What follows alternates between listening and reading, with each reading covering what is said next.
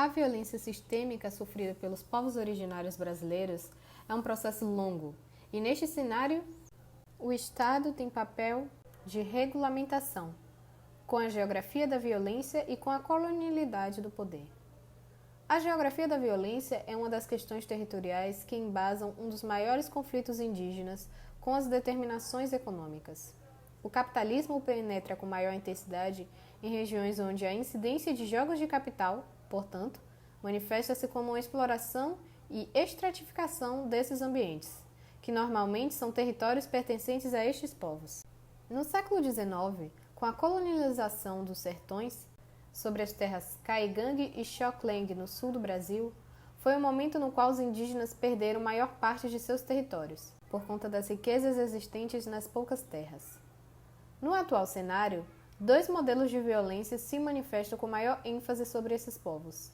Um deles é o agronegócio, que encontra base institucional para manter-se, e o outro é o Estado, que com seus interesses ocupa zonas como a Amazônia para a construção de hidrelétricas, extração de madeiras e entre outros. Assim, portanto, a geografia da violência segue um padrão linear, no qual o lugar em que o capital avança sobre os territórios indígenas, a violência é histórica e contínua. É interessante salientar como esse tipo de violência ocorre com amparo jurídico, que, dando apoio direto e indireto, influencia e fundamenta, com projetos de leis, decretos legislativos e emendas constitucionais, a redução e impedimento da demarcação das terras indígenas, assim fomentando os interesses do agronegócio e da vontade do dominante. O Estado, por omissão e ação, revela violência institucional, que não cumpre ou atrasa em décadas as determinações que dão total poder às terras aos seus povos. Segundo Dom Erwin Krautler, o poder público, quando negligencia políticas indigenistas, está omitindo e agindo com descaso com a vida desses povos. É notório que, quando o assunto sugere políticas públicas, a atenção dos poderes sociais e estatais são mais disponíveis em termos de recursos a indivíduos brancos. Inclusive, tal comportamento revela, sem dúvida, preconceitos contra os aldeados, indígenas e até mesmo aqueles sem contato com a nossa civilização, dentro da flora brasileira. Nesta linearidade do tema, faz-se necessário, então, que os estudiosos e as preocupações do tecido social descrevam as possíveis inferências que as diferenças instaladas pelas relações raciais no campo individual e cultural. Lê-se sistemático, coletivo e público. Confere-se a estas etnias. No princípio de entender as demandas indígenas, compreende-se a necessidade imediata de preencher a lacuna de informações demográficas e epistemológicas acerca do processo de colonialismo e colonialidade, que marginaliza e pressiona para a inexistência de tais povos, não deixando haver uma equidade racial para assim haver uma social. Para dar início a qualquer discussão, debate ou algo de gênero parecido sobre a inserção da psicologia nos estudos sobre etnia/raça no Brasil, é preciso definir bem as diferentes fases deste processo e definir bem também como a psicologia atuou em cada período. Portanto, é importante traçar uma linha histórica do século XIX, quando o interesse de estudos de cunho médico-psicológico sobre o tema das relações raciais foi despertado através do famoso e renomado médico Raimundo Nina Rodrigues e da criação da escola que recebe seu nome, até os dias atuais, em que nos deparamos com a questão do branqueamento e da branquitude, e sobre os efeitos psicológicos na identidade étnica-racial da pessoa negra. Em um Brasil que acabara de passar por um processo de independência de Portugal, surge uma importante questão: como lidar com a escravidão, um movimento de total desigualdade, e ainda manter os ideais liberais que guiariam esse país independente rumo a um glorioso caminho modernista. Além de questões como: de que forma se dará a identidade do cidadão brasileiro a partir dessa tal independência? Como lidar com a situação dos escravos e ex-escravos presentes naquela nova sociedade? Dessa forma, surge então a discussão entre os intelectuais da época sobre como o Brasil vai lidar com essa grande problemática envolvendo as relações raciais. Nessa época, a psicologia, ainda muito relacionada à medicina e à educação, aparece como uma possível ferramenta que poderia ajudar na resolução de problemas envolvendo a organização de processos relacionados à saúde, ao trabalho e à própria educação. Surgem então diversos trabalhos de estudantes de medicina no Rio de Janeiro e na Bahia que buscavam associar características étnico-raciais a tipos de caráter, além de atribuir tipos de doenças mentais como típicas de determinadas etnias/raças. A partir disso, a questão da miscigenação foi vista como o principal problema para o impedimento da criação de uma sociedade civilizada.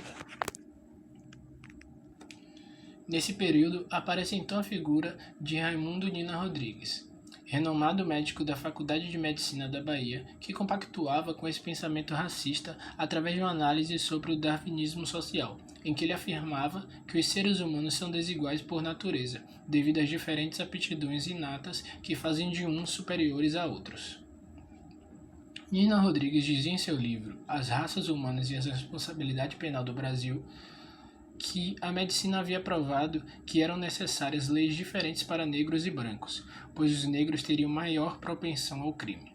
Ele ainda elabora uma teoria de que o retrocesso econômico da Bahia era fruto de uma enorme presença de negros e mestiços naquele território, que com suas doenças, costumes e religiões influenciavam de maneira totalmente negativa o restante da população que ali também habitava.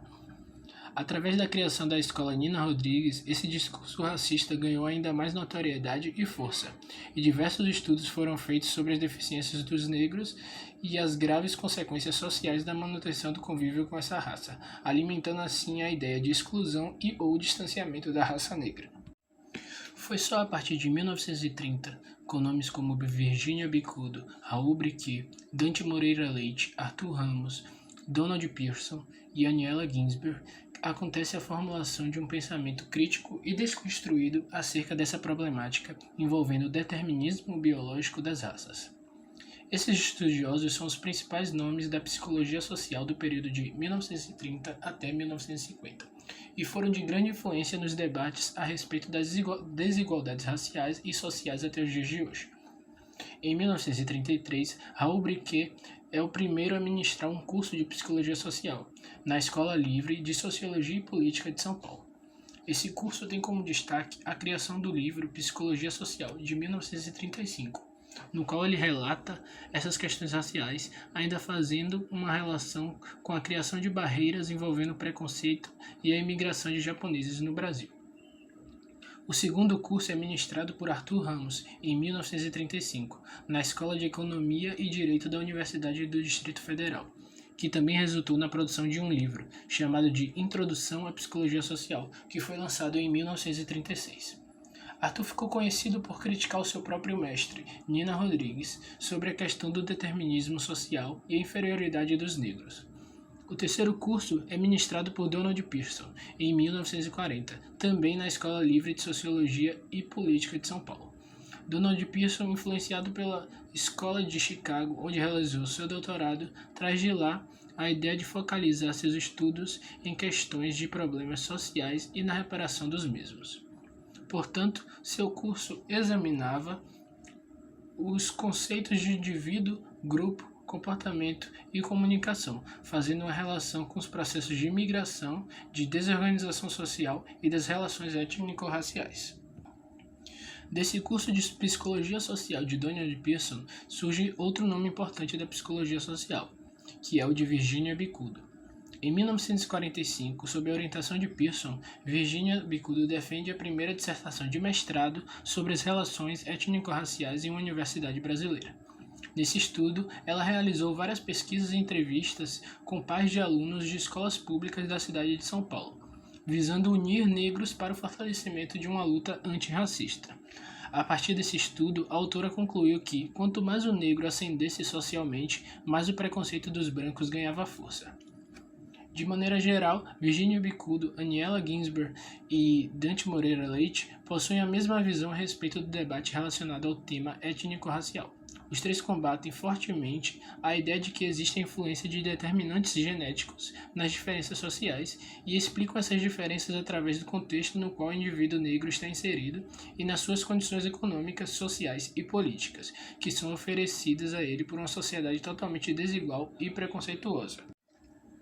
Já na década de 90, os estudos da psicologia social sobre as relações étnico-raciais no Brasil ganham uma nova vertente e um novo objetivo. Esses novos estudos ganham força através de nomes como Jurandir Freire Costa, Irai Carone, Maria Aparecida Bento e Edith Pitzer. Primeiramente, é com Jurandir Freire Costa que temos as primeiras análises sobre o desenvolvimento de uma questão do branqueamento dos negros. Ele conseguiu identificar que existia uma diminuição de ações preconceituosas por parte dos brancos a partir do momento que o cidadão negro adotava em seu cotidiano práticas e comportamentos sociais dos brancos, ou se havia um embranquecimento dos traços físicos desses negros. Partindo dessa premissa, logo depois surge Maria Aparecida Bento, afirmando que esse processo de branqueamento estava relacionado a uma questão política e psicológica, que partia de um medo da elite branca em relação à expansão da população negra e miscigenada e de sua cultura no país. Irai Carone, Maria Aparecida Bento e Edith Pitzer, influenciadas por estudos dos Estados Unidos, percebem a falta de um olhar mais crítico em relação à branquitude também, e ao comportamento de neutralidade dos brancos, que mesmo conscientes em relação à realidade desigual e discriminatória, permanecem indiferentes. Portanto, o foco deixa de ser a negritude e passa a ser a branquitude. A partir das pesquisas de Bento, ela identifica que existe uma culpabilização dos negros pela situação em que se encontram, em que os brancos afirmavam que a negação de espaços sociais para os negros seria algo natural determinado pelo processo de escravidão e que nada poderia ser feito pelos mesmos em relação a isso.